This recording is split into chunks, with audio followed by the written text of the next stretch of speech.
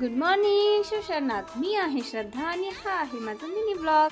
आई बहिणीचं वय आणि प्रवासाचं अंतर पाहता देवाच्या नावाने बॅग भरायला सुरू केली. प्रवास आणि बॅग पॅकिंग म्हटलं की माझ्या आनंदाला सीमा उरत नाही.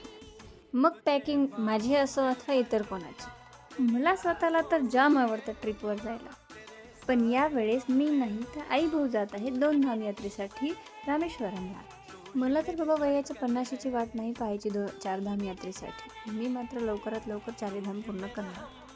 कारण एवढं म्हातारं झाल्यावर मला मोबाईल धरता येतो का नाही आणि व्लॉग बनवता येतो का नाही हे नाही माहिती. प्रेमाचा मार्ग पोटातून असतो म्हणून ही पोटोबाची बॅग भरली.